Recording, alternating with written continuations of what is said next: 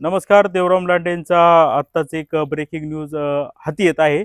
देवराम लांडे यांना अखेर सेशन कोर्टाने जुन्नर सेशन कोर्टाने जामीन मंजूर केलेला आहे आणि त्यांचा आता सुटकेचा मार्ग मोकळा झालेला आहे. गेल्या 2 दिवसांपासून देवराम लांडेंच्या जामीन अर्जावर सुनावणी होती. परवाही सुनावणी झाली. काल देवराम लांडेंच्या वतीनं जे केतन पडवळ असतील किंवा सुमित निकम असतील यांनी त्यांची बाजू मांडलेली होती आणि जे फिर्यादीच्या बाजूने देखील एक वकील देण्यात आले होते, रणजित भगत हे होते आणि ऑलरेडी सरकारी वकील तर फिर्यादीच्या बाजूने लढतातच.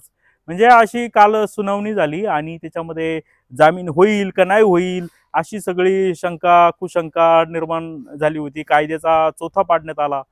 कसं देवराम एक वकील म्हणत होते, कसे देवराम लांडे जबाबदार, कसे देवराम लांडेच्या साईडचे वकील म्हणायचे ते जबाबदार नाही. आणि अखेर तो निर्णय आता कोर्टाने दिलेला आहे. आता काय अटी शर्ती आहे ती कोर्टाची ज्यावेळी ऑर्डर बाहेर पडेल त्यानंतरच येणार आहे. परंतु आज जरी कोर्टाने जामीन मंजूर केला असेल तर आता देवराम लांडे लगेच सुटतील असं नाही. ती ऑर्डर बहुतेक उद्या जाईल आणि उद्या सकाळी देवराम लांडेंच्या सुटकेचा मार्ग मोकळा होईल. आपण त्यांची देखील प्रतिक्रिया घेऊया.